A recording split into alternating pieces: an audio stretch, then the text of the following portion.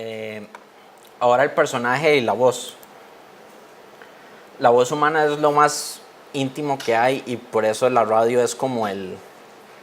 Esto es también romanticismo de la radio, pero la radio es como hay algo especial de que a la gente le hable al oído a uno, que uno pueda cerrar los ojos y la gente le está hablando, que es muy, muy íntimo, muy cercano, que no se puede lograr con la prensa escrita.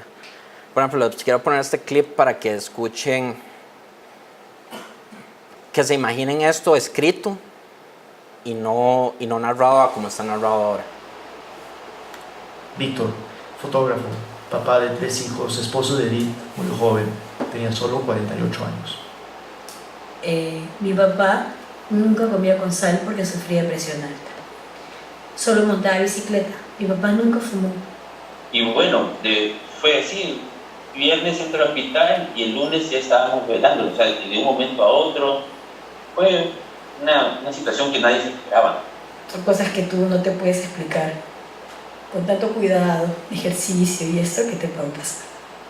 Fue un derrame cerebral. Vanadis tenía apenas 18 años, Iván 16, su hermana mayor, Variña, 22. Fíjese, se cansó, me abandonó con 3 hijos y fue... Hasta en eso era demasiado radical. Sí, yo lo sentí así. Me abandonó, se cansó y me dejó con los 3 hijos y se fue. Y esa sensación de abandono lo sentía que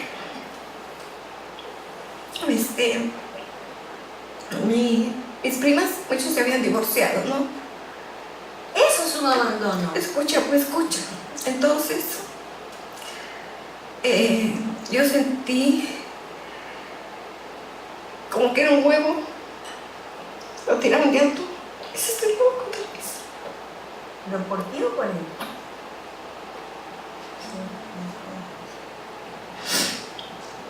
Decía que el abandono lo sentí muy, muy fuerte. No me explicaba cómo una persona que decía que me abandonó de esa manera.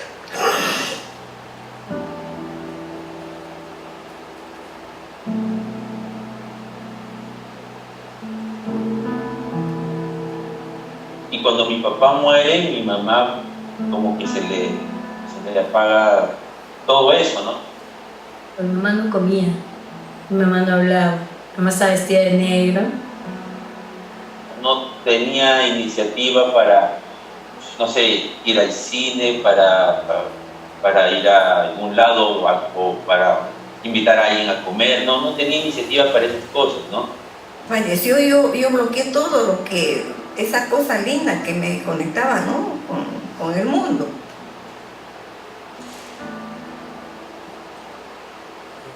Ok, aquí hay algo casi boyerista de escuchar los mocos de Edith, pero también quiero que imaginen el leer eso, digamos, leer el intercambio entre la hija y Edith. No es lo mismo. Oír también el llanto de Edith como que le da una profundidad de que no tenés que escribirlo, nada más vos sabes que ella lo extraña. Aquí otro ejemplo, digamos. El 24 de diciembre él acababa de llegar de su trabajo de noche. Yo me acababa de levantar y andaba con mi bata de dormir y despeinada y me hice una taza de café y él me había traído un pan. Yo creo que para endulzarme el momento, ¿verdad? Y yo no sé cuánto tiempo pasó antes de que yo le dijera Yadira, necesito hablar contigo. Yo le dije, ¿de qué? Se me hizo eterno decirle lo que me pasaba, eterno. Yo no sabía cómo decirle. Me puse a llorar y a llorar.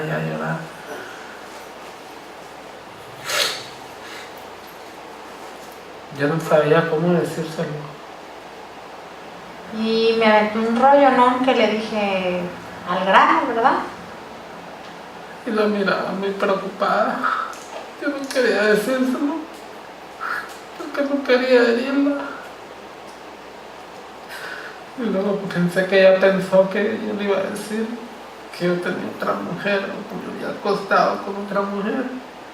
Pero yo no quería que ella pensara eso, pero sentía que ella estaba pensando eso.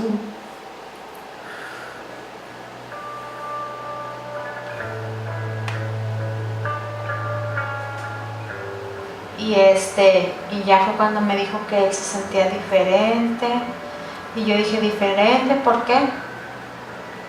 Y me dijo que él se sentía mujer. Que yo desde mi adolescencia, desde los 13 años, me he sentido mujer y que ya no, y que todavía me siento mujer y que yo no sé qué hacer, pero es que es algo que no puedo, que me siento mujer y que siempre he tenido deseos de estar con hombres. Y digamos, esa posición, contraste de voces contando lo mismo, vos no te metes como periodista, digamos, nada más dejas que la gente cuente su versión. Y claro, es un trabajo de edición grandísimo, pero se siente como que vos no estás interfiriendo en el relato de las personas, ¿no? Eso es algo riquísimo que se logra con la radio, nada más escuchar la voz de la gente. Una historia perfecta sería que vos no tengas que escribir como periodista, digamos, sino que a puro audio de la gente la narras toda. Pero para eso hay que hacer un montón de reporteo. Un montón de audio y topar con suerte de que alguien hable bien, o sea, hacer un autonarrado es increíblemente dispendioso. ¿Cuántas de las personas en las historias llegan a escuchar el producto final? De los personajes, nosotros siempre se los pasamos. Yo siempre se los paso y les digo, ok, acá está el producto final, quiero escucharlo, la pueden escuchar de esta forma y demás. Y que yo tengo entendido, nunca hemos tenido problemas. Daniel sí está vetado de un programa peruano de televisión porque a veces se puso como un poco intenso la cosa, porque prácticamente la crónica lo que dice es por el show de este espectáculo, por el espectáculo que montó este show, una muchacha murió. Entonces, claro, ahí eso no les gustó. Pero yo siempre se los paso a los entrevistados, digamos. Es como deber. Algo muy básico es que sin personaje no hay historia y, como dijimos antes, esa persona tiene que hablar bien. Y hablar bien no significa que tiene que hablar todo grandilocuente y así, sino que tiene que hablar... Y uno lo nota, o sea, esas personas que uno quiere quedarse escuchando y con las que quiere quedarse conversando, y hay personas como que no, como que no hablan, como que sí, todo sí o no, no reflexionan, se expresan muy poquito, no tienen gesticulación, no son buenos oradores, no son oradores enganchadores, digamos.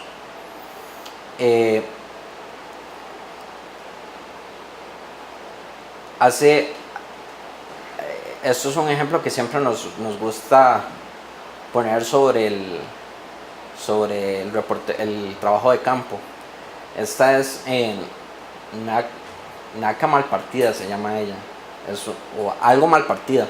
Es una boxeadora peruana muy famosa, de ese tipo de famosa que cuando ella va a entrenar la gente llega a verlo.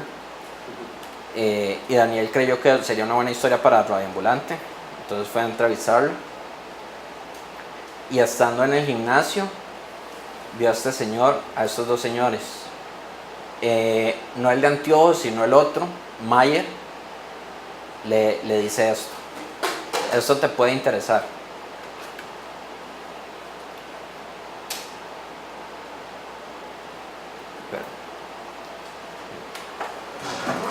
Esto te puede interesar. Mi hermano, ya en paz descanse, él fue la única persona que cruzó los Estados Unidos en canoa. O sea, no fue no tiene un tonillo raro de voz, se nota que es una persona humilde, digamos, pero como lo dijo, esto te puede interesar. Mi hermano fue el primero en cruzar a Estados Unidos en canoa. Eso significa como que el mae lo tiene, digamos. El mae tiene ese sentido de contar historias. Entonces, al final, él se sentó un montón de rato, Daniel se sentó un montón de rato con Maya, y de ahí salió Los Polizones, que es del viaje de él que hizo en un barco de Perú a Estados Unidos, del Callao a Estados Unidos. Entonces ahí empezamos a buscar las cargas. Manzanas, melones, sandías. Pero algo no cuajaba. Se habían pasado los 13 días, deberían estar ya en Nueva York. A la incomodidad del viaje se suma una incertidumbre aterradora. Y es así que un viaje difícil se convierte en una verdadera tortura.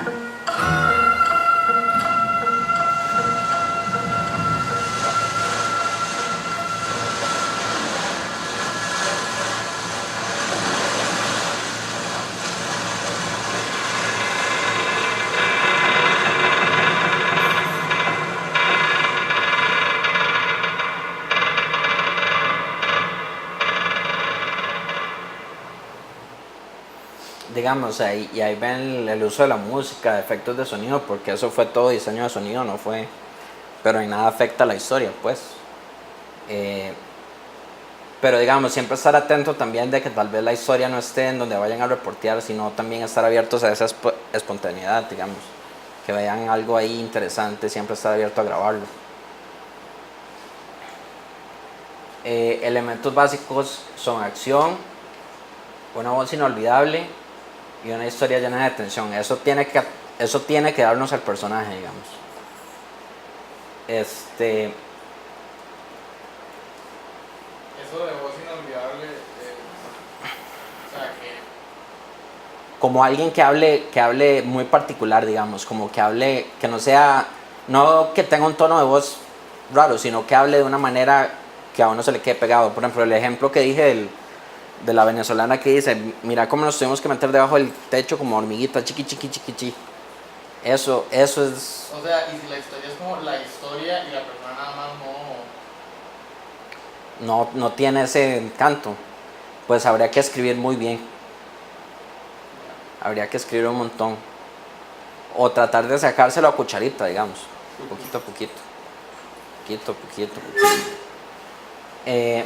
Siempre hay que estarse preguntando cómo cambia el personaje durante la historia y cómo empieza y cómo termina su acción para la preentrevista, ¿no?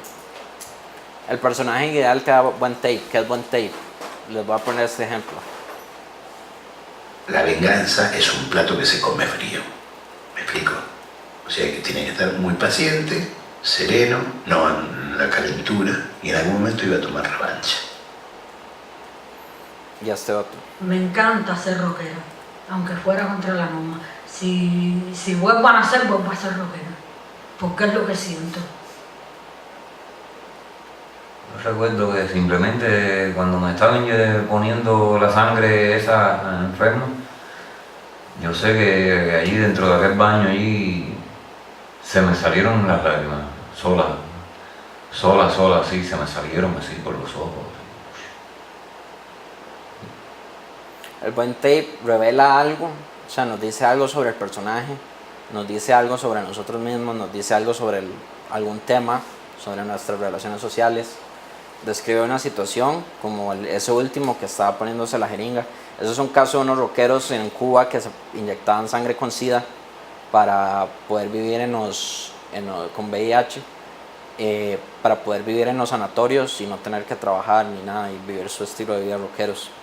¿Unos qué? Ronqueros, son los ponquetos. Describe una situación con detalle, tiene lujo de detalle y comunica emoción, digamos, como ese último a mí se me salían las lágrimas, o como el primero que decía, se sirve la venganza es un plato que se sirve frío, ¿no? O sea, es como, usted siente que ese hombre como que vivió algo que lo hace querer tener venganza, ¿no? También es gracioso, humano, como por ejemplo el de... bueno, acá no había ejemplo, pero también si es un chiste, el chiqui chiqui chiqui, o dice algo como muy cierto, muy personal, eso es buen tape. Siempre hay que hacer pre-entrevista para saber cómo habla la persona. Uno nunca llega en un podcast sin entrevistar a alguien a grabar y sin saber cómo habla la persona. Mínimo escuchar un audio de ellos en YouTube o en un canal de televisión para más o menos saber cómo se expresan. Pero la entrevista también rompe el hielo y genera confianza. Prepara al entrevistado, vos le decís, esta historia va a ser sobre tal y tal cosa, sin revelarle mucho, para que la persona vaya preparada, porque son entrevistas muy largas. Aclara información clave para que vos podamos hacer el cuestionario. La pre-entrevista siempre es muy importante, yo creo que nosotros la subestimamos. Y es para que la gente agarre confianza con uno. Por ejemplo, si yo llegué a ese micrófono y empecé a hablar con la persona y hablar casualmente y le dije, mira, yo quiero hacer esta cosa, historia y demás, ya la próxima vez que llego con el micrófono va a ser menos tenso. Nosotros tenemos ciertas reglas para la entrevista que pues son reglas más porque nos parece más fácil para nosotros que la entrevista sea cronológica. Muchas veces yo equiparo un poco las entrevistas que hacemos con historias de vida, el método de psicología, que van desde la niñez hasta el final de la historia, porque nos ayuda a entender como el marco narrativo de la persona, nos ayuda a entender motivaciones. Si la niñez no importa mucho, nos ayuda a romper el hielo, como que la gente ya contando cosas de la niñez, contando cosas felices, se va abriendo y se va abriendo, y ya cuando llegas al tema de la historia, la persona ya literalmente está soltando todo sin que vos necesites preguntarlo. Las preguntas todas están hechas con cómo fue eso, cómo fue que hiciste tal cosa, cómo te sentiste en ese momento. Todo está hecho para pintar escenas, digamos. Todo fue cómo, describirme cómo. Y también preguntas para reflexionar, ¿cómo te hizo sentir eso? ¿Cómo te sentiste después de eso? Todo eso es muy importante. Aquí hay un video de Silvia Viñas, nuestra otra editora, sobre la pre-entrevista que les quiero poner. Es súper importante eso de cuáles preguntas hacen ustedes en entrevistas para tener material bueno.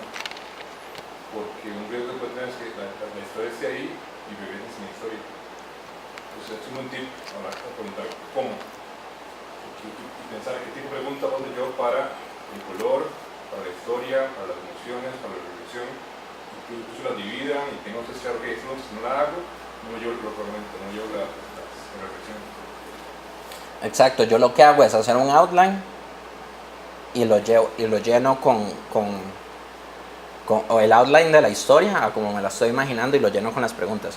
Ok, estas preguntas me van a responder esta parte, estas preguntas me van a responder esta otra parte, estas preguntas me van a responder esto es el clímax, y así.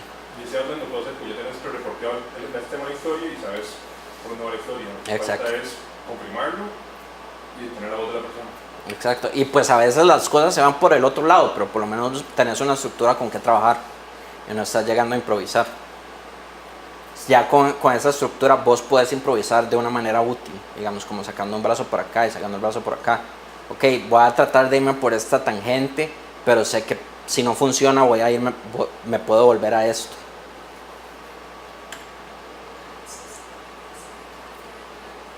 En el video anterior hablamos sobre cómo se pueden preparar para hacer una entrevista para audio. En este vamos a ver el tipo de preguntas que deberían hacer para conseguir buen tape. Entonces, ya han investigado sobre el personaje y la historia, ya hicieron una pre-entrevista, tienen acceso al personaje, hicieron una propuesta radioambulante u otro medio y la aceptaron. Ahora se pueden sentar a escribir o terminar una lista de preguntas para la entrevista principal. Digo terminar porque si son como yo, ya empezaron a escribir posibles preguntas mientras investigaban la historia y el personaje. Por ejemplo, cuando me enteré sobre el caso de Crudo Ecuador, un ecuatoriano que aparentemente ofendió al presidente Rafael Correa con memes que compartía en Facebook, empecé a preparar una lista de preguntas mientras investigaba la historia. Después que aceptó que lo entrevistáramos, terminé esa lista y más adelante les voy a mostrar la lista final. Pero hayan empezado su lista mientras investigaban o no, ahora que tienen la entrevista principal programada, es el momento de completar esa lista. La primera pregunta que deben hacerle al personaje en realidad no es una pregunta, es un pedido, que se presente, que diga su nombre, de dónde es, su edad, etc. en una misma frase. Por ejemplo, mi nombre es Silvia, tengo 30 años y vivo en Londres. Puede que al final no usen esa frase en el episodio, pero es necesario tenerla. Y no siempre tienen que seguir este guión. Hay veces que el entrevistado se presenta de maneras muy divertidas. Por ejemplo, escuchen estas. Bueno, yo soy una persona igual que cualquiera y tengo por suerte un poco de tiempo.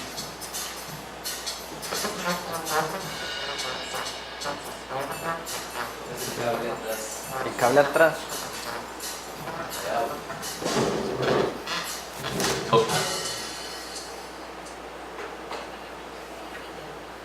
Soy Ana, soy escritora, tengo una hija y un bebé.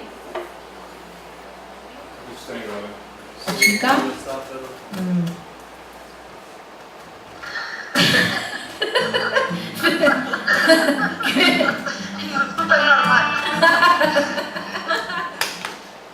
Para la historia de Correa versus Crudo, por ejemplo, la primera vez que hablamos con Crudo, él no dijo su nombre en la grabación porque seguía todavía en el anonimato, pero le pedimos que se describiera y al comienzo del episodio usamos su presentación así. Soy un hombre que se podría decir medio joven, ya tengo más o menos 30 años, tengo familia, casado, con 2 hijos. Creo que soy la persona más tradicional, muy tranquilo, muy callado, más. Será tranquilo y callado, pero su personalidad en internet era todo lo contrario. Nos referimos a él como Crudo durante casi toda la historia, aunque su nombre verdadero no era un secreto, ya algunos trolls lo habían publicado, pero queríamos respetar su decisión de presentarse como Crudo Ecuador. Hice una segunda entrevista con Crudo Ecuador al poco tiempo, porque él había decidido salir en televisión y contar su historia. Ya todo el mundo sabía quién era y cómo se llamaba. Así que en esa segunda entrevista le pedí que se presentara de nuevo. Bueno, mi nombre es Gabriel González, soy de aquí, de la ciudad de Quito, Ecuador. Soy el creador de la página Crudo Ecuador y ya no sé cómo. Bien. ¿Quieres, perdón que te pida esto, pero puedes hacer otra versión con pero me conocen más como Crudo Ecuador, algo así? Ya, listo. A ver. Hola, soy Gabriel González, tengo 32 años y me conocen aquí en el Ecuador más como Crudo Ecuador. Bien, súper. ¿Sí? Sí. No, está bien. No te preocupes. A ver, te digo otra vez porque dije... Ok. Dale. A ver. Hola, soy Gabriel González, más conocido como Crudo Ecuador. Al final en el episodio usamos esa presentación así. Mucha gente que tenía la imagen que había puesto el presidente sobre mí, que yo era un peligroso desestabilizador o por poco un agente secreto o alguna cosa así, entonces se dan cuenta que soy en realidad un ciudadano normal, común.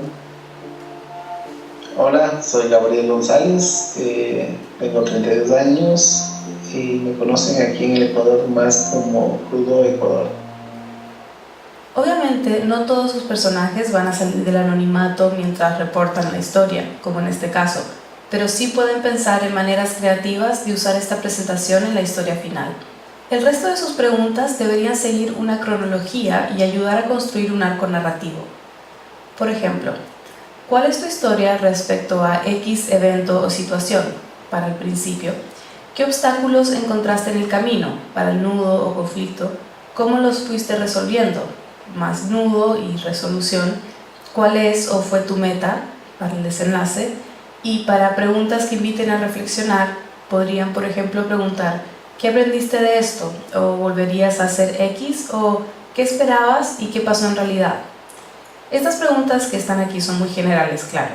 La idea es que se adapten a la historia que están reportando y van a tener que hacer muchas más que estas. Lo importante es que sigan una cronología y que toquen todos los puntos del arco narrativo de la historia. Mientras escriben las preguntas, piensen que durante la entrevista su rol va a ser de una suerte de guía. Van a guiar al personaje para que cuente anécdotas, describa o pinte escenas lo más detallado posible, para que reflexione sobre sus sentimientos, sus experiencias. Para pintar una escena pueden hacer preguntas como ¿Cómo es el lugar o la gente, el ambiente? ¿Qué fue lo primero que viste? ¿Qué estaba haciendo la gente? ¿O nunca he estado ahí? ¿Me lo puedes describir? Para ayudarlos a reflexionar sobre su historia, pueden hacerle preguntas como ¿qué aprendiste? O ¿cómo te afectó? ¿Lo volverías a hacer? ¿Por qué? ¿Qué harías diferente? ¿Era lo que esperabas? ¿Por qué? Para estas historias en audio queremos muchas descripciones. Sus preguntas deben reflejar eso. Para la historia de Crudo Ecuador, donde mucho pasaba en un ambiente digital, durante la entrevista pedimos que nos describiera uno de los memes así. Te iba a pedir si podías describir el meme que él muestra en la sabatina, el meme del mall. Si podías leerlo y describirlo, como decía Daniel, como esto es audio y... Exacto. Igual lo queremos Bueno. poner, pero ahí te puse el link Claro. por si quieres leerlo directamente. Pero... A ver, déjame ver aquí. Ya. En el meme, lo que hablaba, bueno, la foto lo que mostraba era a dos migrantes ecuatorianos que le habían pedido al presidente que se tome una foto con ellos en un mall de Ámsterdam. Creo que se llamaba Ridgefold, no recuerdo el nombre del mall. En el episodio final usamos la descripción que nos dio Crudo y la intercalamos con nuestra narración así. La foto lo que mostraba era a dos migrantes ecuatorianos que le habían pedido al presidente que se tome una foto con ellos en un mall de Ámsterdam. En la foto se ve a Correa con cara seria, con una bolsa grande llena de compras y el logo de una tienda. Los dos ecuatorianos al lado de su presidente son pura sonrisa. Atrás se logra ver logotipos de rebajas y logotipo de la tienda de Chanel. Bueno, no creo que sea necesario explicar por qué la foto de un presidente latinoamericano de izquierda, de vacaciones, en un mall europeo, es material perfecto para un meme. Para lograr momentos como este, dinámicos, que fluyen, donde mezclamos narración con la entrevista, necesitamos tener esas descripciones de escenas, de momentos, de lo que vieron. Esta es la lista de preguntas que hicimos para esa entrevista con Crudo.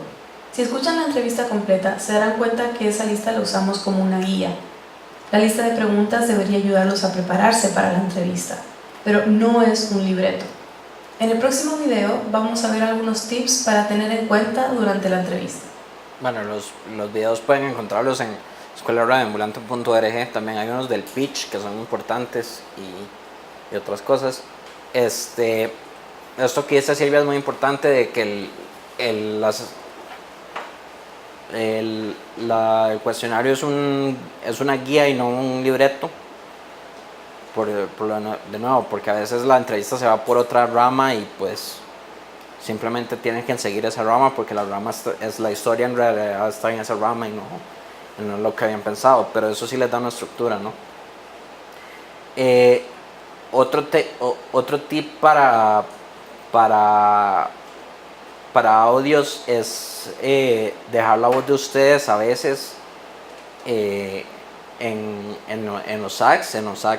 En Actuality son los audios que usan sobre de las entrevistas, como por ejemplo en este caso, y esto ayuda como a reforzar un punto o a explicar bien un audio que no se entiende por sí solo. Hay una palabra fuerte, con muchas de las que dijiste, pero una que resonó a lo largo de esos 10 minutos más de una vez. No podías parar de decirles ratas. ¿Dónde están las ratas? ¡Chorros, ratas! ¡Mandaron a River a la B! ¿Qué van a hacer con la guita que se llevaron de ese club? Nunca serán felices, porque es guita robada. Es guita robada, es guita que le sacaron al socio, al hincha común, al tipo que vino todos los domingos.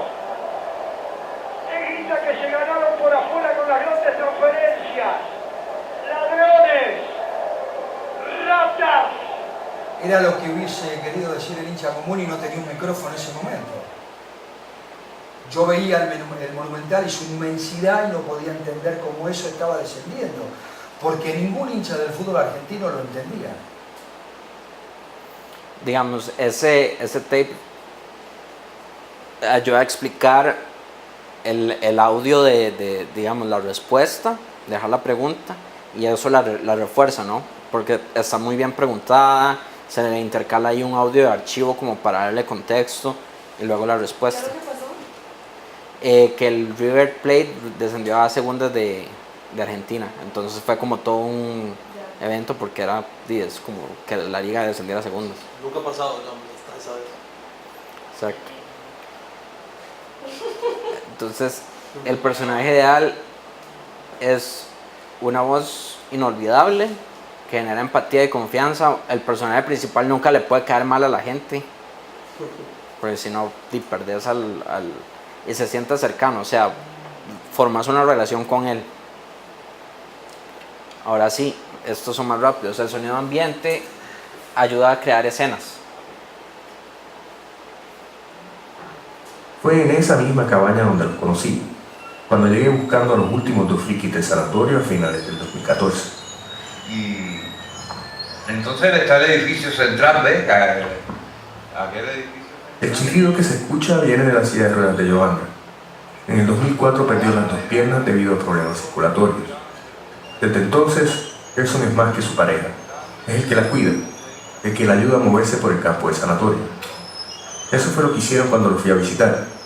Gerson empujaba la silla de ruedas de Joandra mientras me llevaban de paseo por el lugar. La planta baja era un recibidor, un lobby grande con unos espejos. Entonces ahí con ese recibidor que tenía unos sillones, había veces. Por ejemplo, hoy la silla de ruedas le agrega un montón más a la escena. O por ejemplo acá esto es de un pueblo que recoge a los cuerpos no identificados que bajan por el río en Colombia y les da funerales, digamos, como que los adoptan. Cuando Julio Marín pesca en el río Magdalena, no es extraño que se encuentre con un cuerpo en el agua, una persona más que ha padecido una muerte violenta. La mayoría del hombre siempre va boca abajo, el hombre, y la mujer siempre va boca arriba. Le pregunto a Julio cuántos cadáveres ha visto. En ese río, asesinados, póngale poquito, por ahí unos 200 asesinados en ese río. Donde encontrar extremidades. ¿De quién será esa mano? Uy, ¿dónde estará el otro cuerpo? ¿Y quién sería esa persona? ¿Por qué la volvieron así? ¿Quién será la mano? ¿De dónde? Uy, ¿de dónde vendrá? Durante décadas, los paramilitares botaban los cadáveres de sus enemigos, guerrilleros y civiles, al río. Digamos, con afirmaciones así, ustedes cómo hacen fact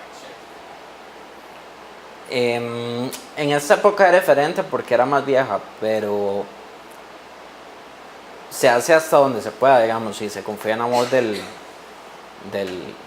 narrador, sobre todo para hechos que ellos hayan visto, digamos, porque no tenemos manera de fact chequear eso. ¿De cuántas manos ha visto el hombre? Sí, no hay un registro que me acuerdo. Sí, no. Igual supongo, pues, el hecho de que en ese río hay cadáveres no es versión solo de él. No, es un hecho, sí. Sí, entonces también ayuda. Exacto. Por ejemplo, esa escena sin el sonido del río y sin oír el agua no hubiera sido lo mismo. Sí. O esta. Este es de un pueblo que supuestamente solo eran mujeres y un medio de Inglaterra los analizó como el lugar donde iban los extranjeros a casarse en Brasil y no sé qué. Al final resultó mentira y la historia es como ellas permitieron que esa narrativa se siguiera forjando. Senhores passageiros, bem-vindos a Confins Belo Horizonte. Decidí ir a Brasil por 2 cosas. Por un lado, porque si realmente existía una sociedad matriarcal en América Latina, yo tenía que conocerla. Y por el otro, porque quería contar su verdadera historia, la que había detrás del enfoque machista de todas esas noticias. Como el autobús no iba hasta Nuevo de Cordeiro, una de las mujeres de la comunidad con la que contacté por Facebook se había ofrecido a buscarme en Belo Vale. De allí me llevaría a Nuevo de Cordeiro en coche. Chao. Su nombre es Flavio. Finalmente. Lo primero que me sorprendió es que no llegó sola. Dario. Llegó con un hombre mayor al que me presentó como Dario. Era su suegro. Que hubiera un suegro implicaba que había también un marido. Es decir, implicaba que Flavia era una mujer casada. Me quedé en shock, pero traté de disimularlo. Nos montamos en el coche para ir a Noiva e intenté concentrarme en hablar sobre otras cosas. como por ejemplo el producto local, que siempre es un muy buen tema de conversación, ya sea en español o en portugués. Mandarina, clementina, tangerina. Tangerina. Mandarina. Pero en realidad me pasé todo el camino a Noivado Cordeiro pensando en cómo cambiar las preguntas que tenía para Flavia. Las había pensado para una mujer soltera.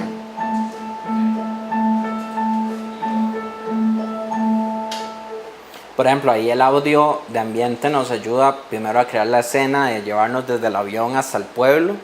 Pues se oye el avión, se oye el carro, se oye la conversación en el camino, pero también nos ayuda a tener audio y que no sea solo narración, porque es en portugués y pues no se puede entender, entonces hay que traducir.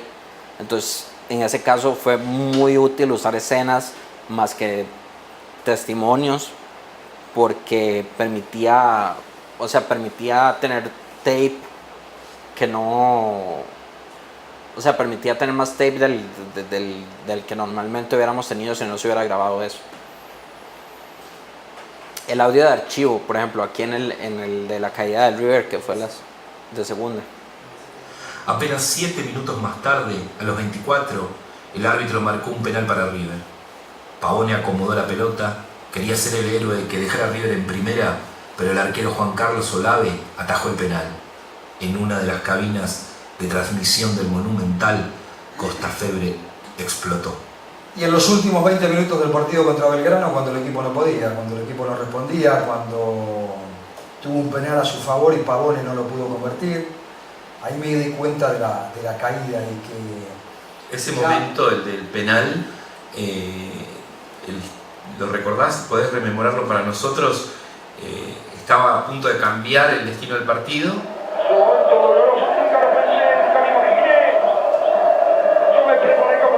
Para contar historias lindas de River, para contar campeonatos, para calentarme con malos momentos, pero jamás para hablar de un momento tan triste como es.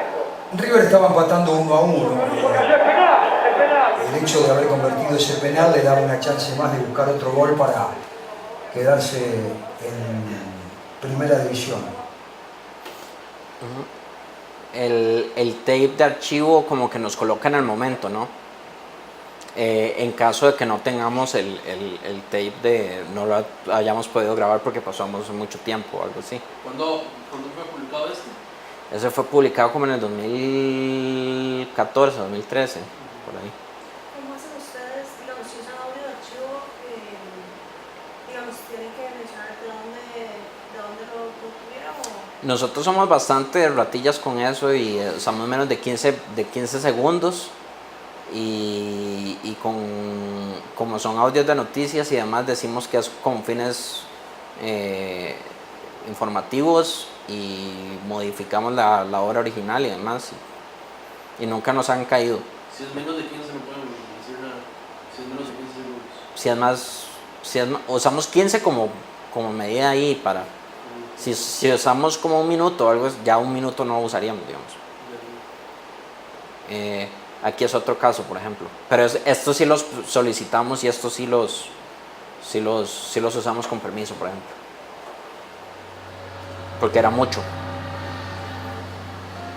Señor Rivera, en una avioneta de fumigación sobre vuelo Armero, y la información suya, señor Rivera, ¿cuál es? Era el primer sobrevuelo de Armero después de la avalancha. Al aterrizar, el piloto Fernando Rivera habló con Yamil Amat, periodista de Caracol Radio. Casi el 100%. Sí, ¿a qué hora estuvo usted de la visión sobre Armero? Más o menos a las 6 de la mañana. ¿Qué tipo de descripción podría hacer sobre lo que observó? Eso quedó todo, borró casas, borró todo. Pero usted podría hablar de cuántas personas muertas. De la mejor forma es que averigüen cuántos habitantes tenía Armero y de ahí saquen la cuenta de que no hay siquiera un 2% de los habitantes sobrevivientes, los restos casi todos murieron. Es obviamente una cifra apresurada, aproximada. Salió de lo primero que vio el piloto, pero lo que se entiende es la escala de la devastación. Por ejemplo, ahí, eso sobre una avalancha donde en Armero, después de la erupción de un volcán, y como un montón de niños se quedaron perdidos no identificados, sino devueltos a sus familias después de la tragedia. Voy a ir un toque más rápido porque ya para que salgan tranquilos. El humor también es importante. Ojalá siempre recolectar algún tape que le dé personalidad a la gente, porque el humor como que expresa mucho. Por ejemplo, este es el caso del libro robado en la Feria del Libro de Bogotá, la primera edición de 100 años de soledad.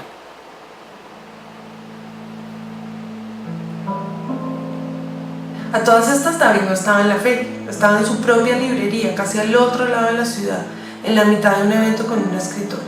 Mientras Edgar requisaba, Lucía sabía que tenía que llamar a alguien, pero pensó: yo no soy capaz de decirle a Álvaro, yo llamo a David. Pero Lucía es de las que no llama casi nunca. Si Lucía me está llamando es porque es importante.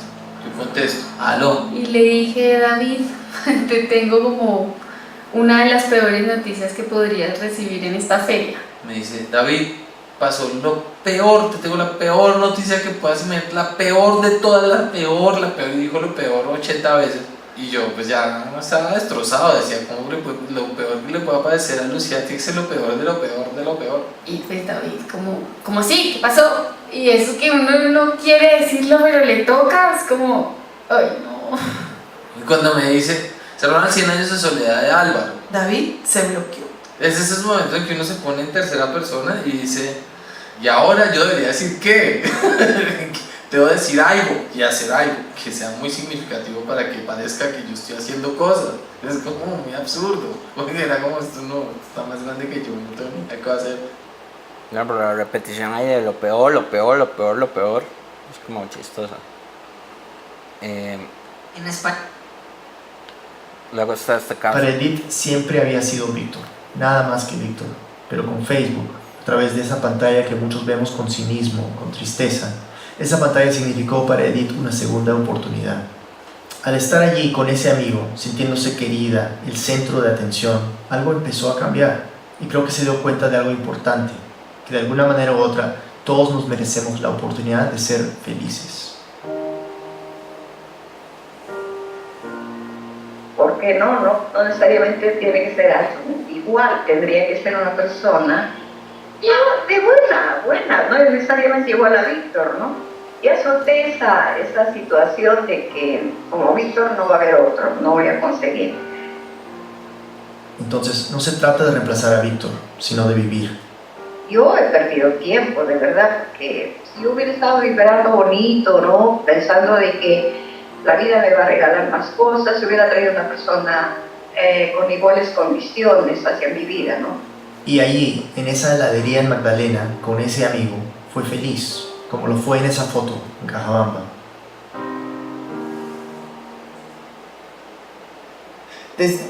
Con este señor, el que tenía la foto, ¿te has vuelto a ver? Sí, después ya me he vuelto a ver varias veces.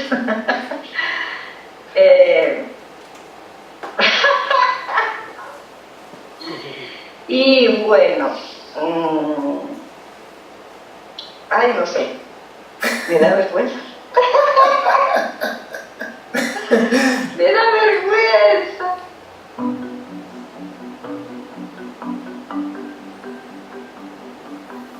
Por ejemplo, ahí la risa de ella más bien dice: pues pucha, hice más que verlo, ¿no? Entonces, y es una forma de decirlo sin decirlo. En enero del 2012 ya... Espérate por pasar. Efectos de sonido también ayudan a recrear escenas, especialmente, ya lo hemos hablado. Aquí un ejemplo más. Sentíamos sonido de tren, sentíamos aviones que pasaban cerca y de vez en cuando sentíamos las aclamaciones de una cancha. Que era la cancha de River que estaba cerca. Entonces se escuchaban voces de chicos. Y yo decía: la vida. Ahí está la vida, la puta que lo parió. Nosotros acá.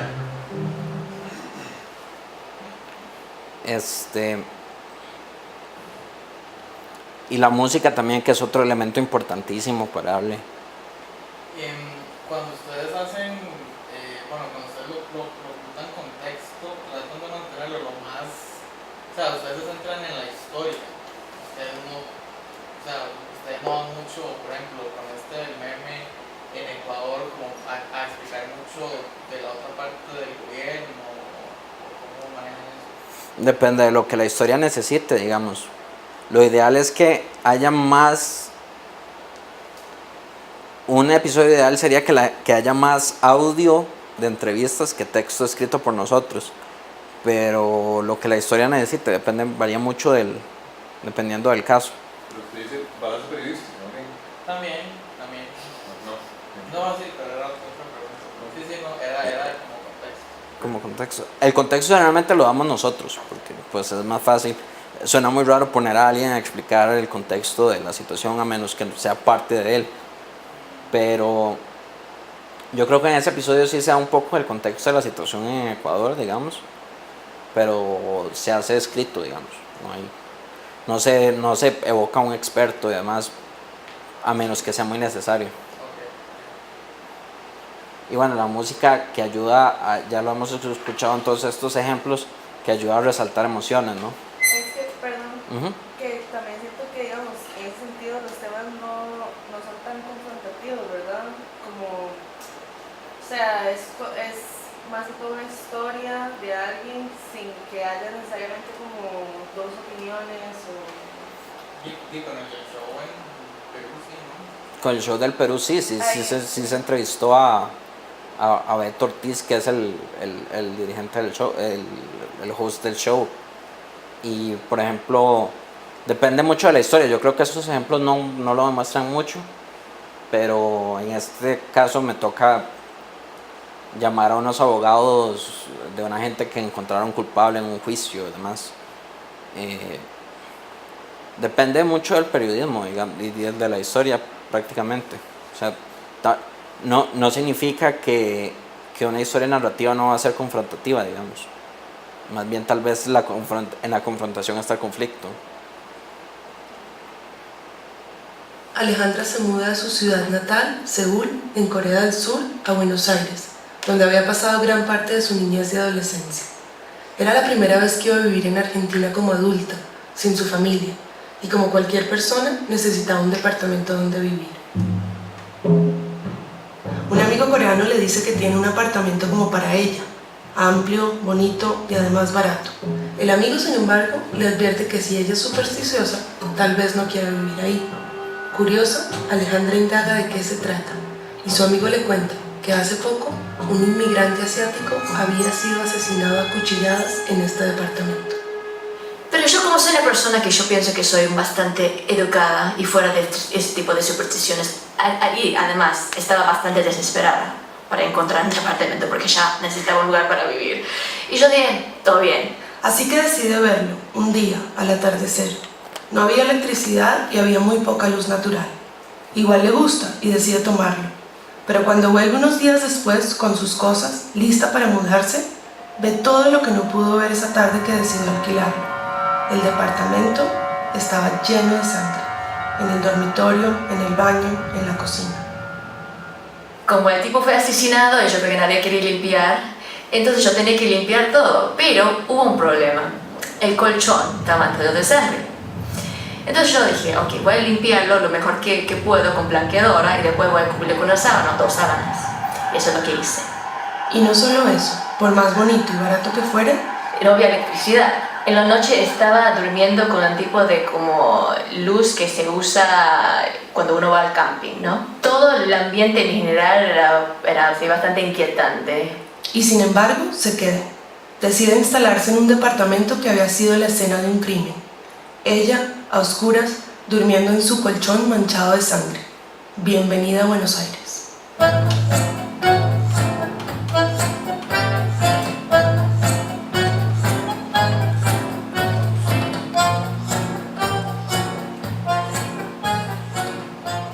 Ahí la música ayuda a fijar el tono de macabro, digamos, y luego el horror de ver la sangre y demás, ayuda como a resaltar estas emociones.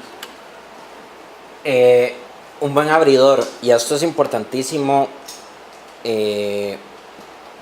para una historia, digamos, si enganchar a alguien desde el primer minuto, quiero leerles esta cita.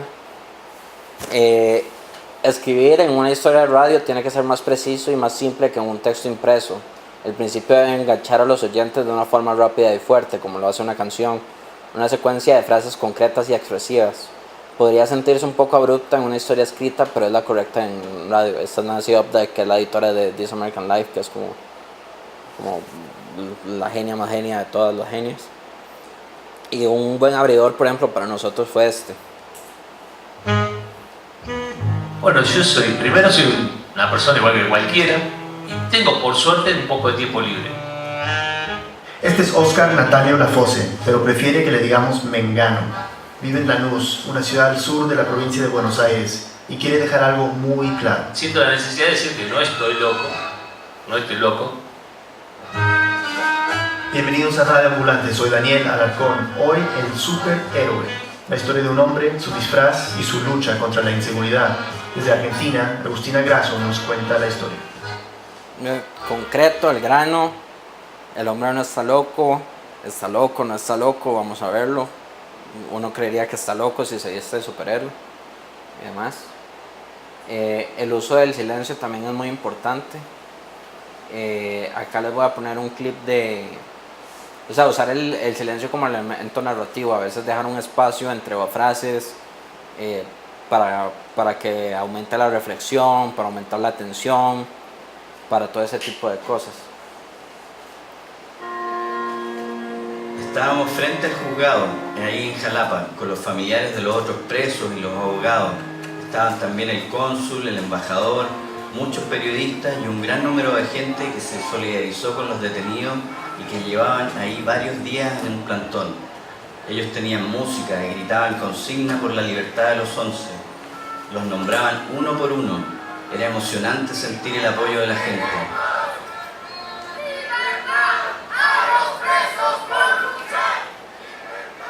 En un momento vi al cónsul muy nervioso, salió corriendo y entró al juzgado. Tratamos de seguirlo, pero los guardias de seguridad no nos dejaron entrar. Pasamos varios minutos, mi papá y yo esperando, hasta que finalmente sonó el teléfono. Era el cónsul y tenía noticias. Dime, ¿cuál? ¿Libre de todos los cargos? ¿En serio? Confirmado con el juez.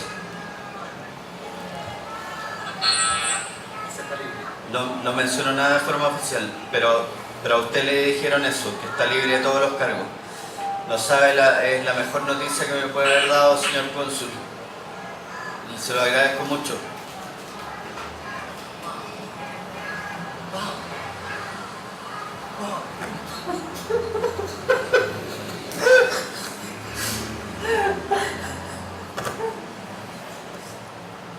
Minutos después, el embajador de Chile leyó la resolución final del juez. Ahí, por ejemplo, dejar la llamada telefónica, en vez de decir el cónsul dijo tal y tal cosa, le da un cierto aire de suspenso a qué va a pasar, ¿no? O sea, por lo menos más suspenso que decir el cónsul dijo tal y tal cosa. Y también dejar el wow del papá, la reacción de wow, es como el momento ahí de liberación, ¿no? A veces usar collages de voces nos ayuda a recrear como escenas. Esto lo hicimos para el episodio del terremoto en México. Pues yo estaba en un Uber yendo hacia Reforma. Entré tranquilamente al baño de mi oficina.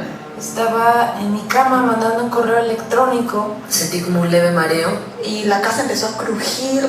El movimiento se sintió fuerte, como de arriba hacia abajo. Pensé que había una bomba subterránea, que nos estaban atacando, que la tierra se iba a abrir y en cualquier momento Ya, pensé que era el fin del mundo. Como se estaban moviendo el edificio, si la gente salía por las escaleras iban a caer. Se caían los cuadros, se caía el espejo, se caían los libreros, se empezaban a tronar las ventanas. Y empecé a ver como todas las casas a mi alrededor temblaban y los vidrios eran como gelatina. La casa parecía hecha de plastilina, se movía así, toda la estructura se fracturaba y se cayó la chimenea y se empezó a desmoronar como una galleta. Las nubes de cemento, polvo, concreto, todo volaba. Los collages son muy bonitos porque le da como ese dinamismo a las voces, pero son un dolor de montar. Entonces hay que recolectar muchísimo tape. La escritura, esto, y quería apurarme para llegar a este punto porque me parece muy importante. Y es un gran mito sobre la radio, que es que no hay que escribir. Más bien nosotros escribimos y reescribimos y escribimos 1000 veces. Una escritura muy simple, muy sencilla, muy directa, que a veces uno cree que resultaría fácil, pero no lo es para nada. Y bueno, la diferencia de una buena historia de radio y una mala está en el audio que recolectamos, en la música, en los efectos de sonidos que se usa, pero también en la escritura. Dice Nancy Updike de nuevo que escribir bien puede hacer que un audio imperfecto sea bueno y que también que un audio bueno sea mejor. Puede crear escenas de radio completamente satisfactorias, incluso sin una buena grabación. Le dice a los oyentes por qué deben escuchar la pieza que está sonando, digamos. Eso generalmente no se lo va a decir el entrevistado, el personaje, sino que se lo tienen que decir ustedes. Y cuando digo escribir es reescribir de que nosotros escribimos 5 versiones de guiones, digamos, para que suene lo más hablado posible, pero también que se entienda. Es un balance ahí complejo. Para elegir el audio, lo mejor es audios graciosos, expresivos y sorprendentes, momentos de acción que describan acciones, y evitar audios con estadísticas o mucha información y contexto. Más bien eso, explicarlo ustedes o ayudarle a la persona a explicarle, intercalando audios y ustedes, audios y ustedes, audios y ustedes. Y al escribir, no repetir lo que ya está diciendo el clip de audio. Lo que rodea al audio debe trabajar con él, o sea, debe complementarlo y debe continuar la historia, debe hacer un salto orgánico entre el audio y la escritura. Debe maximizar lo que está haciendo el audio, o sea, la emoción o la descripción o la explicación. Debe hacer más dinámica el podcast, no literalmente pararlo en puro contexto, y agregar contexto sin aburrir, digamos. Eso es como la gran tarea de la escritura, pues, que eso es difícil y eso es como pura práctica. Les voy a poner en una crónica radial tenemos que escribir como hablamos y no como escribimos para un artículo escrito. Dice Nancy Updike: con el radio tuve que dejar de escribir como pensaba que debía escribir y tuve que empezar a escribir más parecido a como pienso y como hablo. Las palabras tienen que ajustarse a mí para que yo las pudiera leer en voz alta. Y esto es muy importante, tienen que escribir como ustedes hablen para que suene muy natural. Si no, les va a costar traquearse, grabarse, locutar. Tienen que escribir como ustedes hablan, porque si no, no va a ser nada auténtico. Por eso las malas palabras también. Por eso las malas palabras que usamos nosotros. Sí, por mí todo bien. Sí, Okay. Dice, la radio puede funcionar de muchas maneras diferentes. Lo principal es que mientras escribes debes recordar que tu trabajo es mantener a los oyentes interesados en la historia todo el tiempo, y que el guión puede ser una de tus mejores herramientas para usar eso. De nuevo, lo que les estaba diciendo, que nosotros no tenemos derecho a ser aburridos. Tenemos que la gente nos dé, o sea, la gente nos está regalando su tiempo y tenemos que hacer provecho de eso. Y por último, el final. Les quiero poner este final de eso. Esto era un chamán que supuestamente trabajaba con el gobierno colombiano para detener lluvias en Bogotá, que es una de las capitales más lluviosas de Latinoamérica. Y él supuestamente tenía poderes y demás, y al final no pudo, o sea, era una farsa. Crecer en Bogotá es acostumbrarse a la lluvia. El clima es variable e impredecible, y en unas pocas horas puede pasar de una tormenta a un sol resplandeciente o a la inversa. No en vano hay quienes dicen que Bogotá sí tiene estaciones, pero las reúne a todas en un solo día. Por eso hay que ir vestido con camiseta liviana, un saco encima, luego bufanda, chaqueta, y hay quienes llevan guantes y un paraguas, así como las gafas de sol entre el bolso.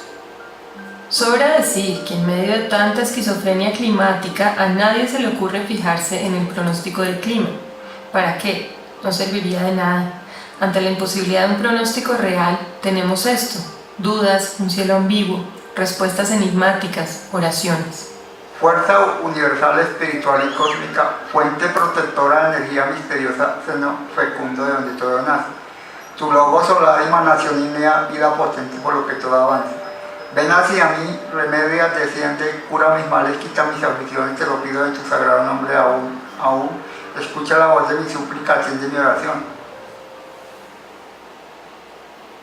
En 2 años volverá a Bogotá para controlar el clima durante el festival, porque hay 2 verdades aquí y son absolutamente contradictorias. Jorge Elías González no puede comprobar que él controla la lluvia, como tampoco hay un científico que pueda demostrar lo contrario. Como un final súper bien, bueno, Melba es escritora, pero un final súper bien escrito que reflexiona sobre el clima, que es una reflexión que uno creía banal, pero está muy bien hecha, y también reflexiona de que sí, yo creo que es bullshit que el MAE controla el clima, pero tampoco le puedo probar lo contrario. Sí, como que la hacienda también es... Exacto. Y este es un final que a mí me parece súper interesante, que ya les hablé, que es el de los niños migrantes. Era un salón con mucho eco, un altar a un lado y estantes llenos de libros al otro. Y el coordinador del albergue, que es el padre Alejandro Sola Lindez, sacerdote muy conocido, dijo: Valeria, no te quedes acá esperando, pasá. Y me dice: acá podés estar, acá podés entrevistarlos. Y me mete a un cuarto con estos 20 chicos para que los entreviste a todos a la vez. Los chicos estaban en círculo, sentados en unas sillas blancas de plástico. Todos están hablando a la vez, todos hablan a la vez, uno habla encima del otro, y yo me pregunto cómo voy a hacer para entrevistarlos todos a la vez. No había oportunidad de sacar la grabadora en ese momento porque me estaba presentando y era muy chocante yo sacar la grabadora en ese momento, ¿no? Entonces Valeria trató de romper el hielo. Entonces les digo: no, yo también soy migrante, como ustedes. Y ahí pusieron el grito en el cielo. ¿Cómo? ¿Qué? No. Eso es una burla, me dicen. ¿Cómo migrante? Eso no es migrar, dice uno. Eso no es migrar. Migrar es pasar por muchas cosas. Migrante es el que lo aguanta todo. Migrante es el que sufre en el camino por llegar. Y la verdad que me dio un poquito de vergüenza. Y fue como una pequeña lección de humildad, porque con la mejor intención yo quería relacionarme con ellos y de pronto otra vez ellos me echan en cara o me hacen notar ese privilegio de tomarse un avión, ese privilegio de tener un pasaporte para atravesar la frontera, ese privilegio de haber estudiado inglés, ese privilegio hasta que uno tiene con el color de la piel, por parecer más anglosajón o más europeo, que hace que no te detengan como lo detuvieron a Abel, ese privilegio de poder hacerme invisible si es que quiero.